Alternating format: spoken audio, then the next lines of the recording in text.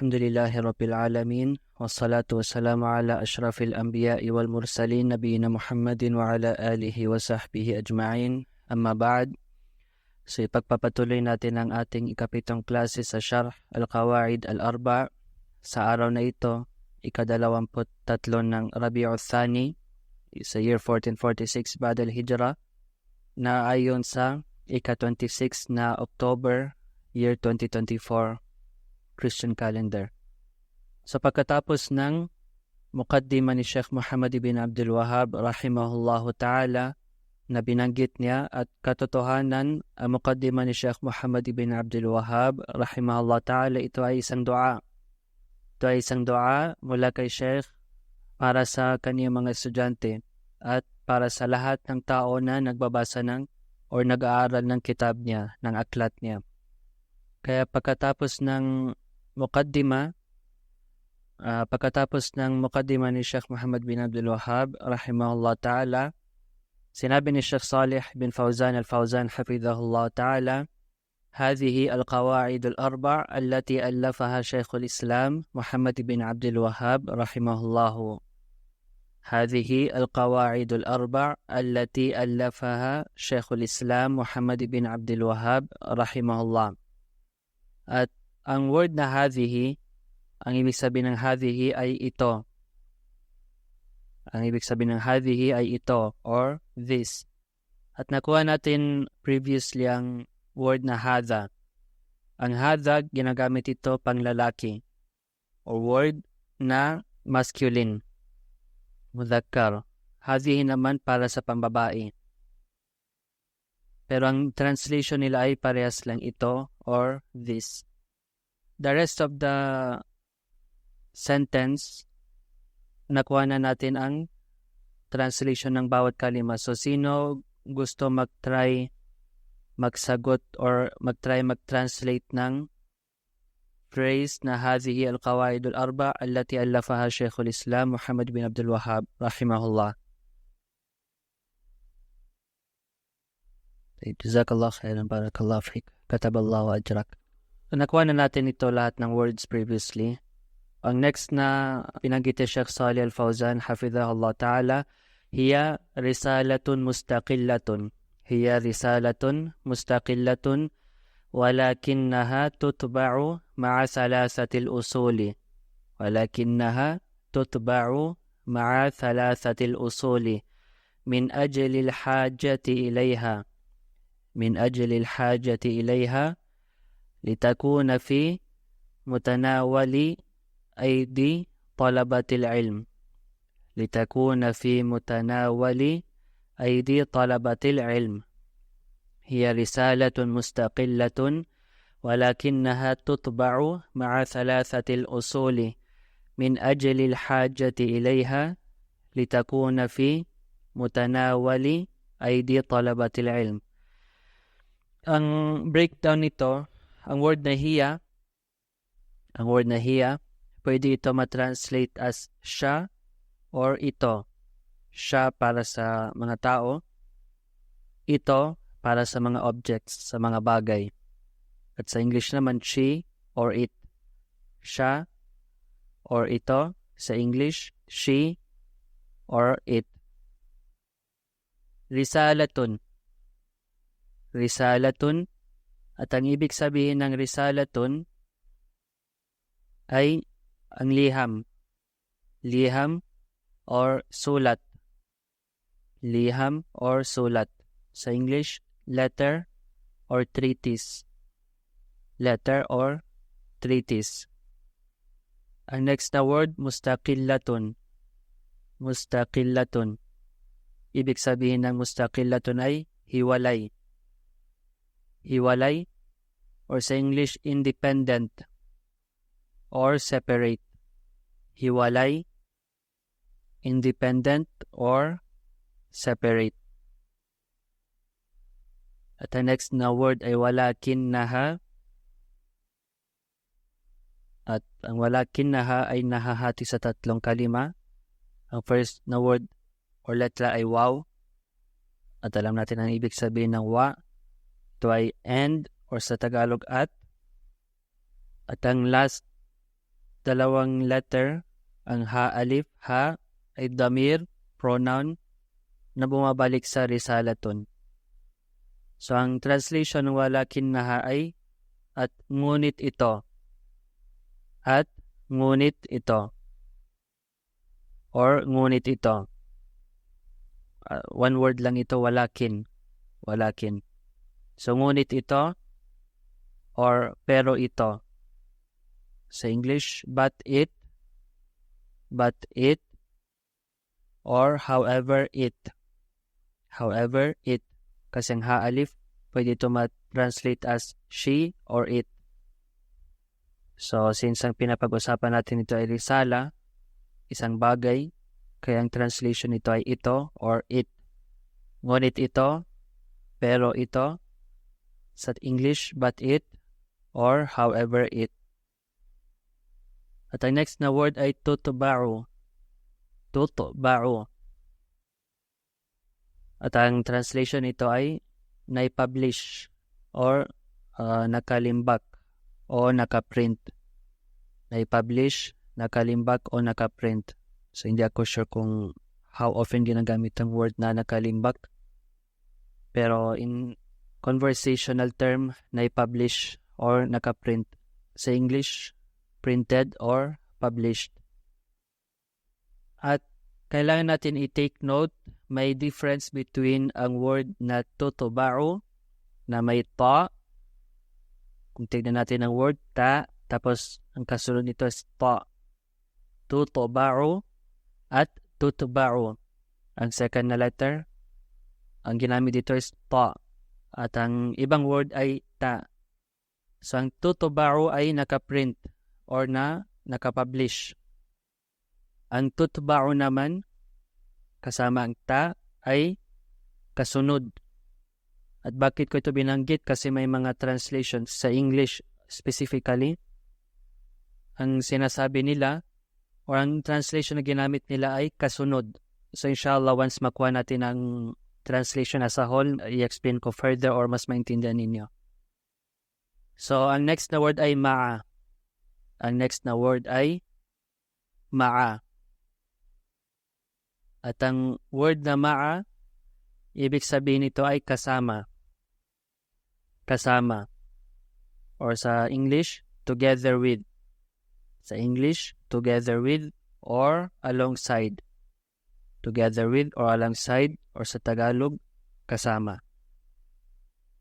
At ang next na word ay thalathatun. Thalathatun. At ang ibig sabihin ng thalathatun ay tatlo. Tatlo or three. Tatlo or three. At ang next na word ay al-usul. Al-usul. At ang ibig sabihin ng al-usul ay mga tuntunin. Mga tuntunin o mga pundasyon o mga prinsipyo. Mga tuntunin, mga pundasyon o mga prinsipyo. Or sa English, fundamentals or foundations. Ang next na word ay min ajali. Min ajali. At ang ibig sabihin ng word na min ajali ay dahil sa. Dahil sa, or sa English, because of. Min ajali, dahil sa, or because of. At ang next na word ay al-hajati. Al-hajati. At ang ibig sabihin ng al-hajja ay pangangailangan. Pangangailangan. Or sa English, need. Al-hajja, pangangailangan or need. Ilayha, dito. Dito or sa English, to it. Next na word ay litakuna. At ang ibig sabihin ng litakuna ay upang maging. Upang maging. Or sa English, in order to be. In order to be. At ang next na word ay fi. At kinuha na natin ang ibig sabihin ng fi sa introduction kung saan sinabi ni Sheikh Muhammad bin Abdul Wahhab, yatawallaka fid dunya. At hindi natin kailangan ibalik ang translation nito. Ang next na word ay mutanawali. mutanawali. At ang ibig sabihin ng mutanawal ay maabot. Maabot or reachable. Maabot or reachable. Or within reach. At ang ibig sabihin ng ID ay mga kamay. Mga kamay. Or sa English, hands. ID, mga kamay or hands. Ang next na word ay talabati or talabatun. Talabatun, ibig sabihin mga estudyante o mga mag-aaral. Or sa English, students. Talabatun ay mga estudyante o mga nag-aaral or students. At ang next na word ay al-ilm. Al-ilm. At ang ibig sabihin ng al-ilm ay kaalaman. Kaalaman or knowledge. Kaalaman or knowledge. At ang translation nito as a group, sinabi ni Sheikh Saleh Al-Fawzan, hafidhahullah, hiya risalatun mustaqillatun walakinnaha tutba'u ma'a thalathatil usuli min ajalil hajati ilayha litakuna fi mutanawali aidi talabatil ilm. Ito ay isang hiwalay na liham o ito ay isang hiwalay na sulat or treatise, ang Qawaid al-Arba. Ngunit piniprint ito kasama ang thalathatul usul. Piniprint ito kasama ang thalathatul usul. At ang thalathatul usul or usul thalatha, isang kitab lang, ibig sabihin ng tatlong pundasyon, ay isang kitab na sinulat rin ni Sheikh Muhammad ibn Abdul Wahhab rahimahullah. So ito ay isang hiwalay na sulat, ngunit piniprint ito kasama ang thalathatul usul. So going back sa point na binanggit ko kanina, ang difference ng tutba'u pati tutba'u, ta wa ta. Ang iba, tinatranslate nila ito ay isang hiwalay na sulat, ngunit sumusunod ito sa thalathatul usul. Or kasunod ito ang Qawaid al-Arba sa kitab na thalathatul usul. At ito ay mali na translation dahil binanggit natin ang kaibahan ng tutba'u bi ta pati ang tutba'u na ta. Ang tutba'u na ta is kasunod or sumusunod.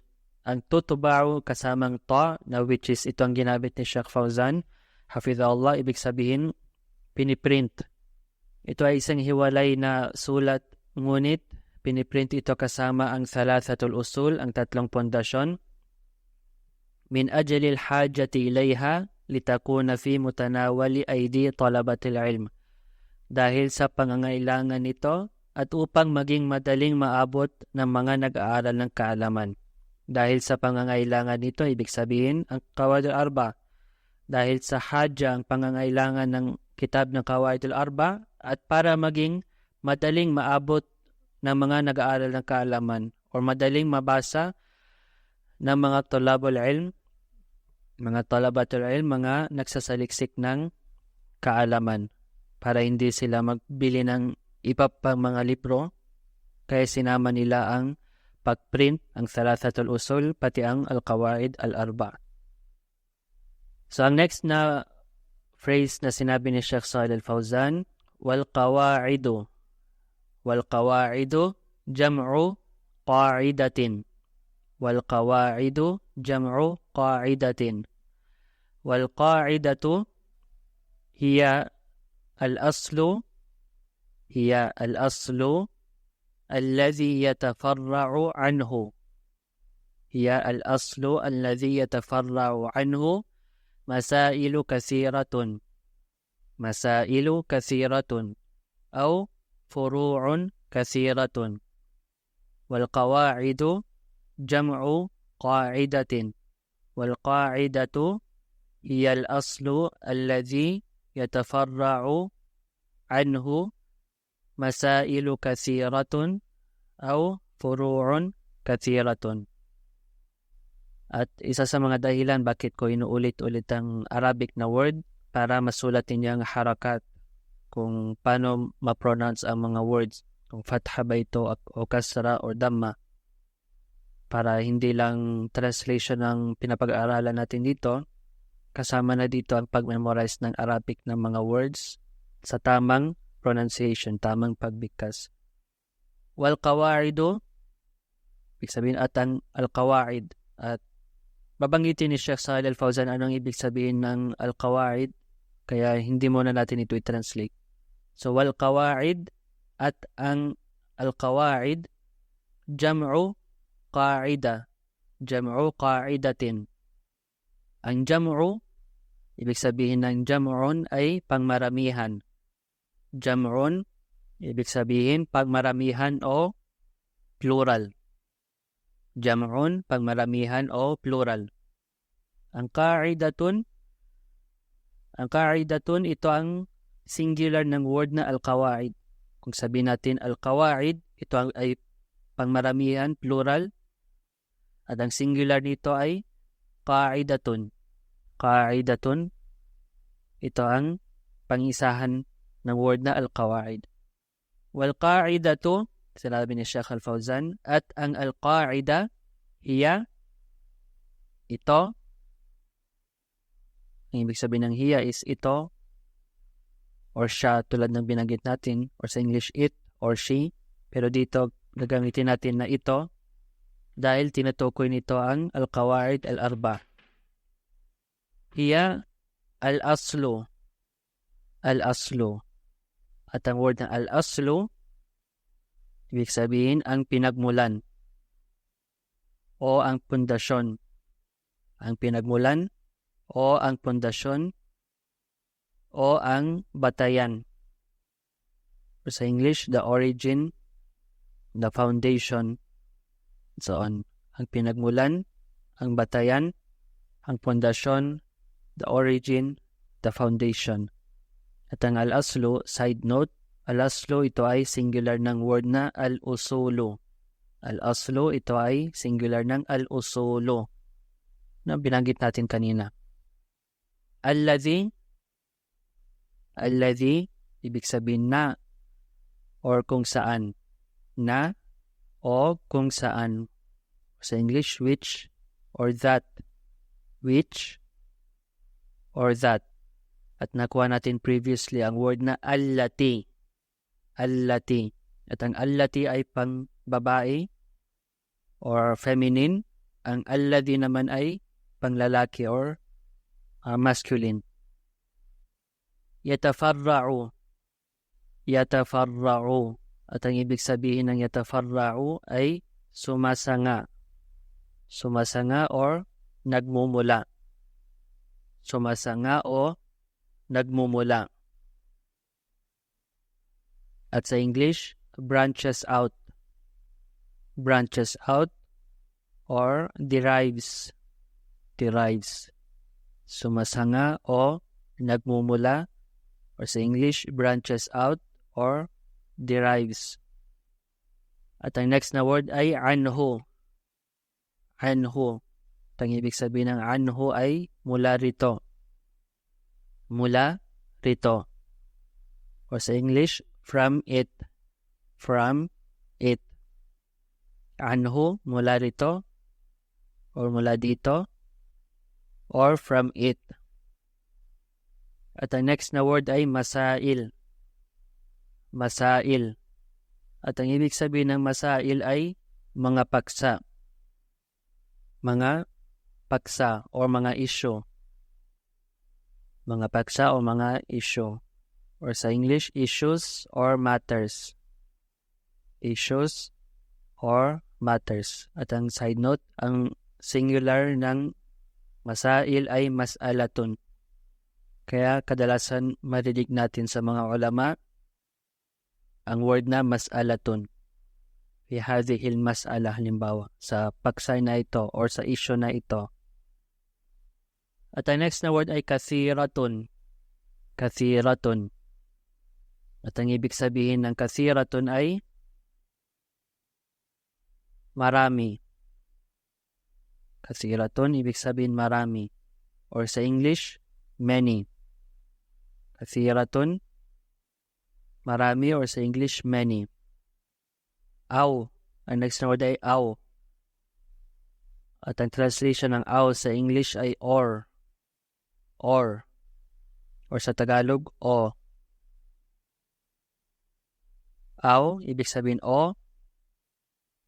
Or sa English, or. Ang next na word ay furu'un. Furu'un. At ang ibig sabihin ng furu'un ay sanga. Sanga or branches. At medyo similar ito sa word na kinuha natin kanina na yatafarra'u.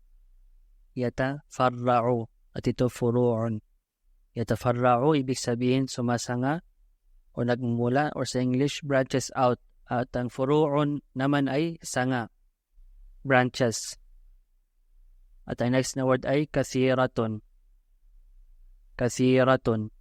At ang ibig sabihin ng kathiratun ay marami. At nakuha na natin ito kanina. So, jumlatan, sinabi ni Sheikh Shalih Al-Fawzan, wal qawa'idu jam'u qa'idatin. At ang al-qawa'id, ang kalima o ang salita na al-qawa'id, jam'u qa'idatin. Ito ay pangmaramihan na salita na qa'ida. Ito ay pangmaramihan ng salita na al-qa'ida. Wal qa'idatu hiya, at ang al-qa'ida, ito ay al-aslu alladhi yatafarra'u anhu masailu kathiratun o furu'un kathiratun. Ito ay pundasyon kung saan maraming isyo o maraming paksa o sanga ang nagmumula. Kung saan nagmumula dito ang maraming isyo o maraming paksa o maraming sanga. So itong translation na sinabi ni Sheikh Shalih Al-Fawzan. At ang last na phrase para sa araw na ito, وَمَضْمُونُ هَذِهِ الْقَوَاعِدِ الْأَرْبَعِ التي ذكرها الشيخ رحمه الله معرفة التوحيد ومعرفة الشرك.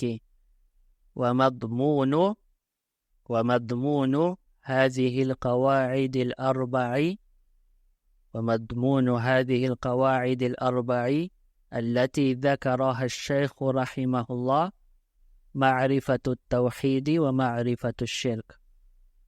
Ibig sabihin ng wamadmun,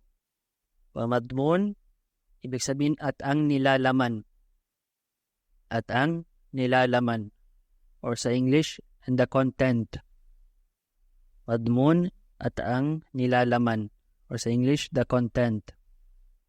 At ang next na word ay hadhihi al-qawaid al-arba' allati, nakuha na natin ang mga phrases na ito. Ang next na word ay dhakaraha.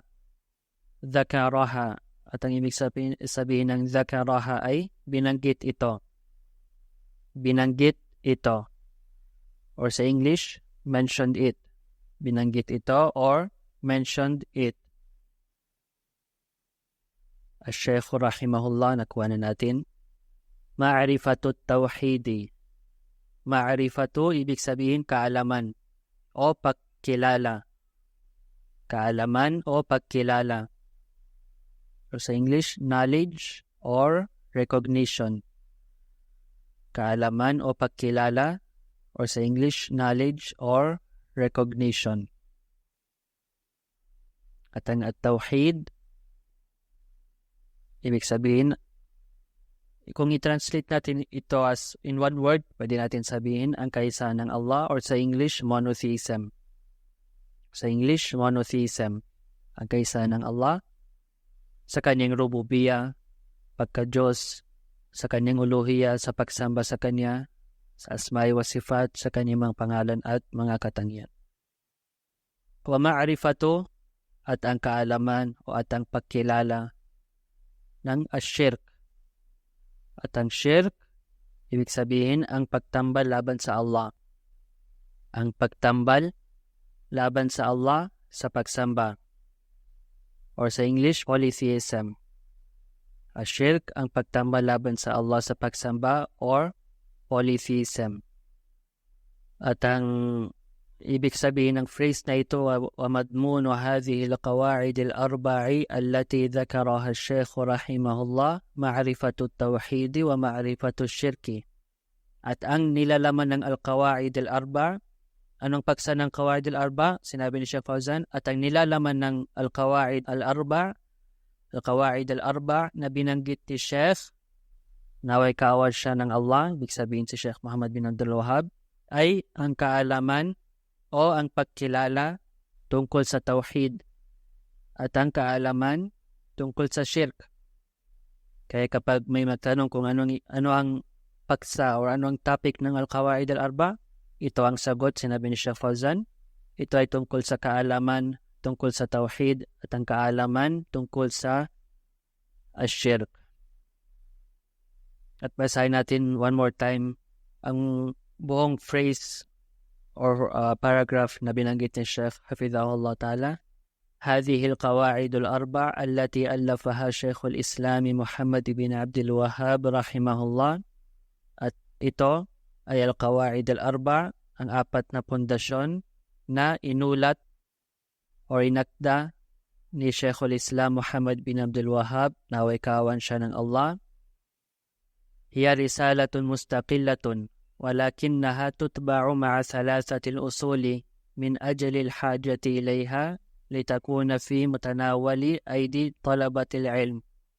At ito ay isang hiwalay na liham o sulat, ngunit piniprint ito kasama ang thalathatul usul, ang tatlong pundasyon, dahil sa pangangailangan nito at upang maging madaling maabot ng mga nag-aaral ng kaalaman o nagsasaliksik ng kaalaman.